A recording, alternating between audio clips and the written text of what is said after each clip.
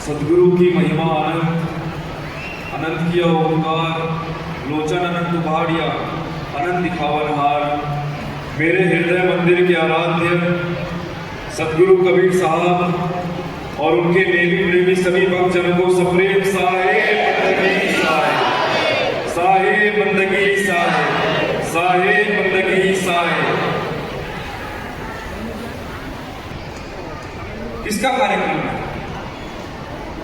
सदगुरु कबीर प्रगट उत्सव का कार्यक्रम है।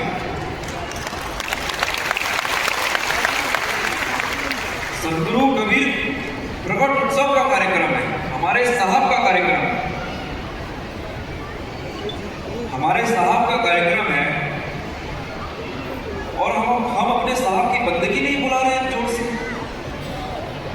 कैसे भक्त हैं आप?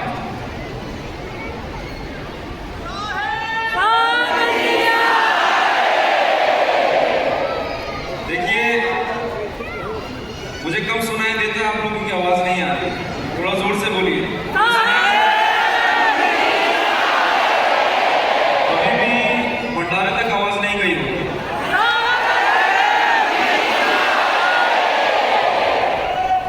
आप सभी अपना हाथ उठाइए, बोलिए साहेब बंदगी, साहेब बंदगी, साहेब बंदगी, साहेब बंदगी साहेब।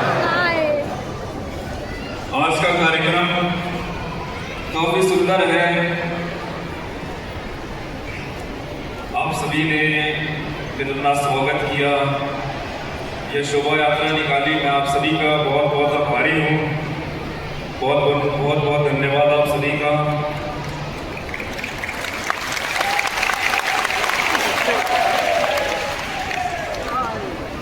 आज लगभग 2 किलोमीटर की शोभा यात्रा निकली,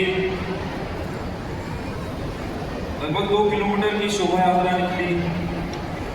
पूरे कवर्धा शहर से शोभा यात्रा निकली।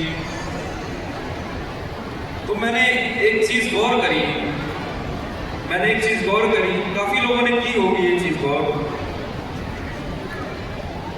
कबीर धाम में कितने वंशगुरु रहे हैं, कितने वंशगुरु की समाधि है? 4 वंशगुरु की। हक नाम साहेब, प्रगट नाम साहेब, पाक नाम साहेब। किनकी है? किनकी है? हक नाम, पाक नाम, प्रगट नाम, धीरज नाम। 8वें वंशगुरु से 8वें वंशगुरु, 9वें वंशगुरु, 10वें वंशगुरु और 11वें वंशगुरु की समाधि है यहाँ पर। उनका कार्यकाल यहाँ बीता हुआ। उन्होंने कबीर धाम में रहकर सदगुरु कबीर साहब की वाणी वचनों का प्रचार प्रसार किया है। लोग जो गलत राह पर जा रहे थे उनको सही राह पर लाया है। काफी उनका संघर्ष रहा है। तो हर कबीरपंथी जो यहाँ विराजमान है, जो यहाँ उपस्थित है, और वो कबीरपंथी जो यहाँ आ नहीं पाए, मैं सबके दिल की बात आज बोलना चाहूँगा। आज बोलने का सही मौका है। हमारे उप मुख्यमंत्री जी भी आए हुए हैं। तो मैं आपको पूरे कबीर पंथ के ओर से ये बोलूँगा कि हमारे 4 वंशगुरु यहाँ पर रहे, उनका कार्यकाल यहाँ बीता है, उन्होंने यहाँ से प्रचार प्रसार किया है।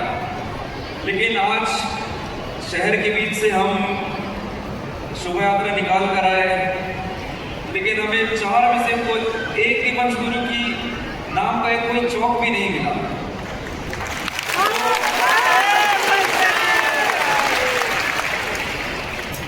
ये मैं कबीरपंथियों के दिल की बात कह रहा हूं।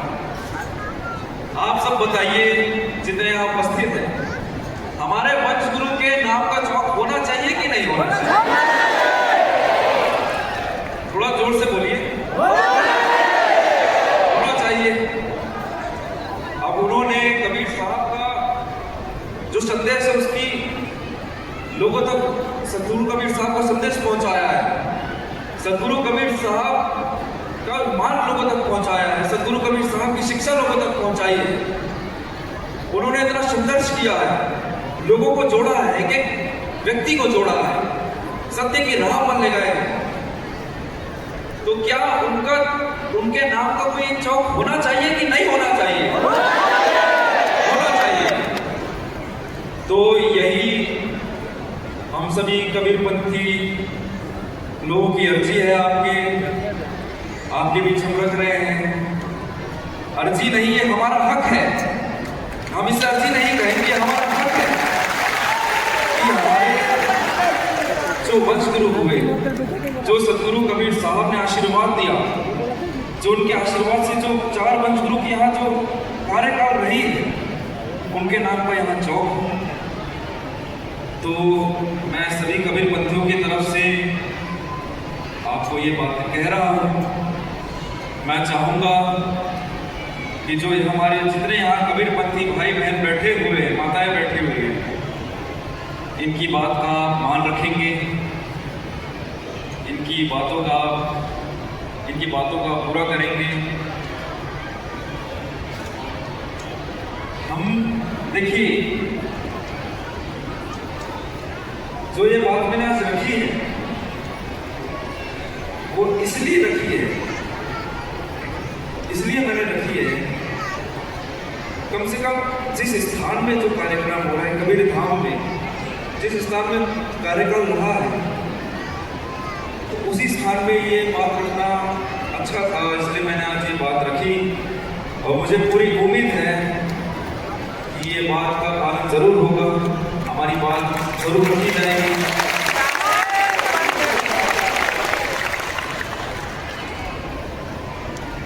तो मैं आप सभी को सदगुरु कबीर साहब का पद है वो मैं आप सभी को समझाने का प्रयास करूंगा। सदगुरु कबीर साहब कहते हैं, जब मैं भूला रे भाई मेरे सदगुरु जुगत रखाई। जब मैं स्वयं भूल गया तब मेरे सदगुरु ने मुझे रास्ता दिखाया, मुझे राह बताई। ये बताइए, सदगुरु का कोई और सदगुरु कैसे हो सकता है? कोई और हो सकता है? हो सकता है तो वो सत्य पुरुष हो सकता है, वो सत्य पुरुष हो सकता है। और कोई सदगुरु हो सकता है तो वो स्वयं अपने सदगुरु हो सकते हैं,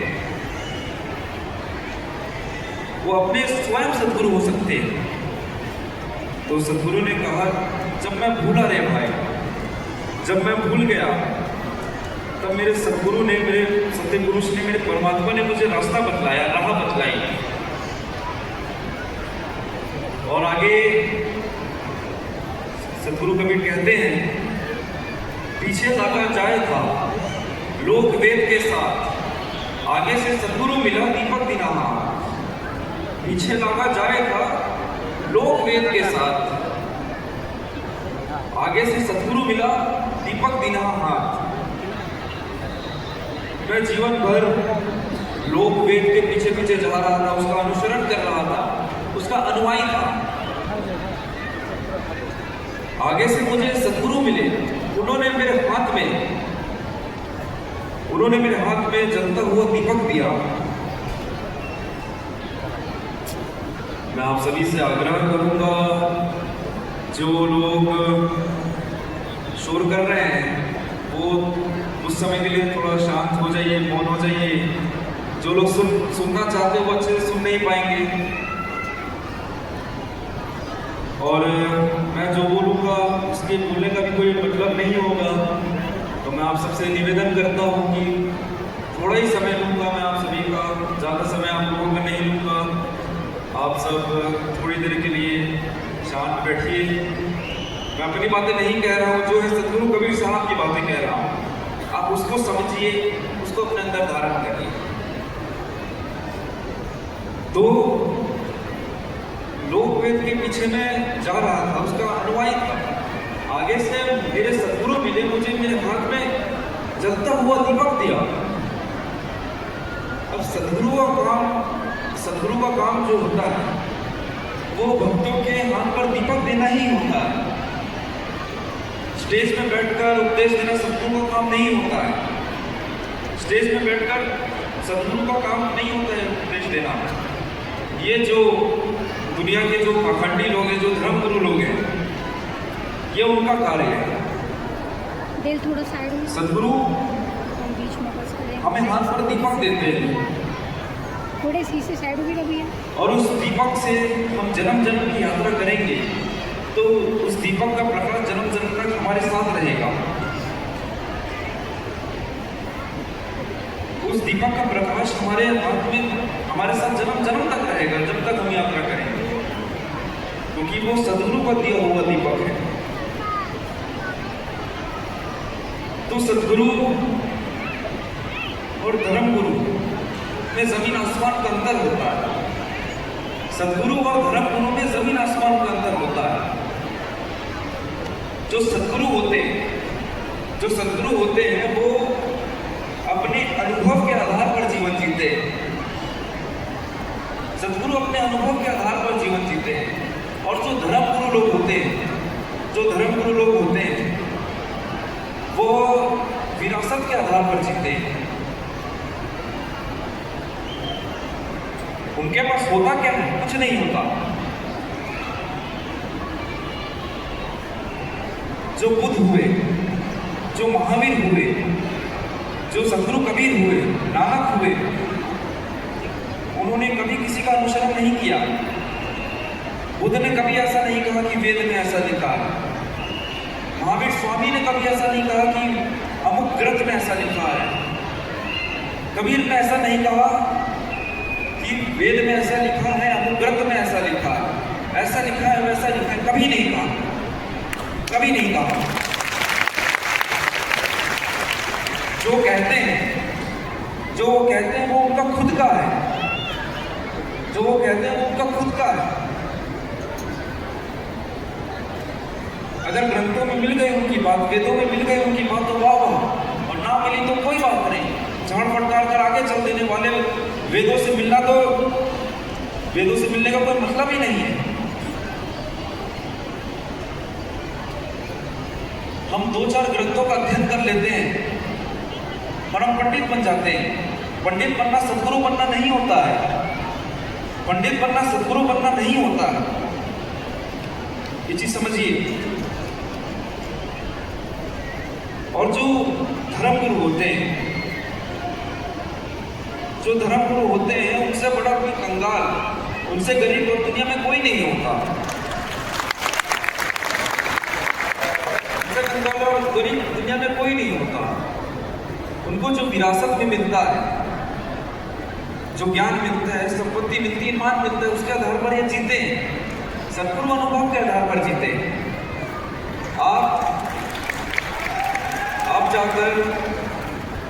आप जाकर किसी भी धर्मगुरु से पूछे, चाहे सनातन धर्म के धर्मगुरु से पूछे, इस्लाम के धर्मगुरु से पूछिए। आप सनातन धर्म के धर्मगुरु से पूछिए, महाराज जी हमें कुछ बता दो, तो जल्दी से वो 2 श्लोक गीता के बता देंगे, उपनिषद से बता देंगे। अरे भाई, हमने ये नहीं पूछा कि गीता में क्या लिखा है, उपनिषद में क्या लिखा है।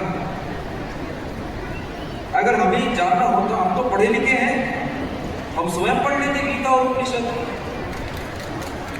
आप क्या जानते हैं वो बताइए। आप क्या जानते हैं वो बताइए। कहा है भगवान कृष्ण ने, कहा है भगवान कृष्ण ने, लेकिन उसका उपयोग ये लोग करते हैं। दुनिया में पूजा उनके कारण हो रही है। दुनिया में लोग भगवान कृष्ण पर आस्था रखते हैं, पंडितों पर कोई नहीं रखता, लेकिन उसका उपयोग ये लोग कर रहे हैं। बुद्ध के अनुयायी वो भी अपने मतलब की बातें निकाल रहे हैं। अब आपके धर्म में नहीं होता, कबीर पंथ में भी ऐसा होता है। कबीर पंथ में भी ऐसा होता है। आप कबीर पंथ के धर्मगुरु से पूछे, आप कुछ बताइए, तो बीजक की एक आध रमेनी बता देंगे, एक आध पद बता देंगे, एक आध साखी बता देंगे, अनुराग सागर बता देंगे, या बोध सागर बता देंगे। अरे हमने ये पूछा ही नहीं। ये हमने पूछा ही नहीं कि हिजक में क्या है, अनुराग सागर में क्या है, बोध सागर में क्या है, क्या साखी, हमने पूछा ही नहीं। वो हमें जानना होता, खुद से हम पढ़ लेते। हम ये पूछ रहे हैं आपसे, आप क्या जानते हैं, आप क्या जानते हैं वो बताइए, लेकिन कोई बताने को तैयार नहीं। चाहे कबीर पंथ के धर्मगुरु हो, चाहे हिंदू के धर्मगुरु हो, चाहे इस्लाम के धर्मगुरु हो, कोई बताने वाला नहीं। कबीर धर्मगुरु नहीं थे, कबीर धर्मगुरु नहीं थे। अगर हम उनको धर्मगुरु कहेंगे तो हम लोगों को क्या कहेंगे, आप हम लोग धर्मगुरु हैं, कबीर तो सदगुरु है।